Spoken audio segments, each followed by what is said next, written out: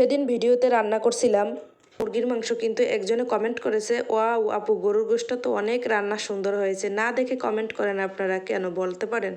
একটা ভিডিও দেখে গঠনমূলক কমেন্ট করবেন, কিন্তু না দেখে গঠনমূলক কমেন্ট করা তো দূরের কথা, ভিডিওটাই আপনারা দেখেন না, না দেখে আন্তাজে কমেন্ট করে চলে যান। এভাবে কেন রে ভাই? আমি তো সব সময় সবার ভিডিওটা দেখে সুন্দর করে গঠনমূলক কমেন্ট করি। ভিডিওটা যদি না দেখেন আপনার পেজেরও ক্ষতি হবে, আমার পেজেরও ক্ষতি হবে। অল্প দেখেন কি গোশ রান্না করছি সেটা দেখারও প্রয়োজন মনে করেন না। এভাবে কারো ভিডিও দেখে এভাবে কি কেউ কমেন্ট করে বলেন? সম্পূর্ণ ভিডিও না দেখে একটা কমেন্ট করে চলে যান। আমি তো অবাক। এরকম যারা কমেন্ট করেন সেই দক্ষ আপুদেরকে বলছি, আপনারা ভিডিওটা সম্পূর্ণভাবে দেখবেন, তারপরে গঠনমূলক কমেন্ট করবেন। ভিডিওটা না দেখে এভাবে কমেন্ট করা উচিত নয়। যাই হোক, আপনাদের সাথে গল্প করতে করতে আমি রান্নাটাও সেরে ফেলতেছি। দেখতেছি নি আমি কি রান্না করতেছি। আমি আজকে রান্না করতেছি ইলিশ মাছ ভাজি করব। এই যে দেখেন ইলিশ মাছগুলো এখন দিয়ে দিতেছি। মশলাটা ভালোভাবে কষিয়ে নিয়েছি।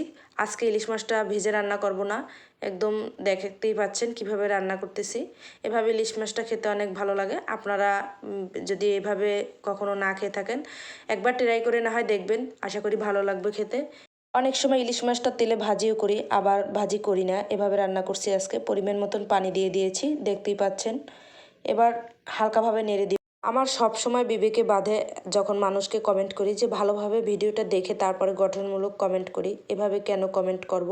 কিন্তু কিছু মানুষ দেখেন গঠনমূলক কমেন্ট করা তো দূরের কথা, ভালোভাবে ভিডিওটাই দেখে না, ভিডিওটা না দেখে আন্তাজে কমেন্ট করে চলে যায়। এভাবে কি আসলে ঠিক বলেন?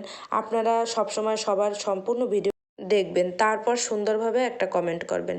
এই যে দেখেন আপনাদের সাথে গল্প করতে করতে রান্নাটাও প্রায় শেষ। রান্নাটা দেখেন আপনাদের সাথে গল্প করতে করতে একদম আমার কাজও হয়ে গেছে তাড়াতাড়ি, আর সময় কোনখান থেকে গেল আমি টেরই পেলাম না। এজন্য আমি আপনাদের সাথে আসে গল্প করি আর রান্না করি। এই যে দেখতেই পাচ্ছেন কীরকম হয়েছে কালারটা। আসলে আমরা সবাই সবার প্রতি ভালোবাসা রাখবো এবং হিংসে না করে সবাই সবার ভিডিও দেখবো, তাহলে আমরা একসাথে এগিয়ে যেতে পারবো। মনের মধ্যে যদি হিংসা রাখি তাহলে কখনো একার পক্ষে এগিয়ে যাওয়া সম্ভব না।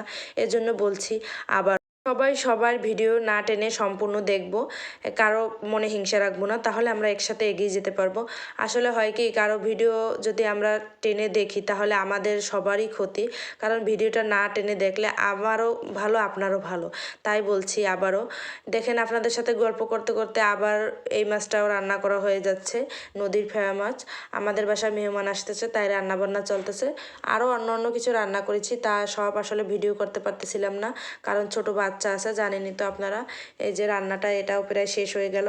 আমি ভালোভাবে একটু নেড়ে দিচ্ছিলাম, কালারটা অনেক সুন্দর হয়েছে। সবাই ভালো থাকবেন, সুস্থ থাকবেন। আল্লাহ হাফেজ।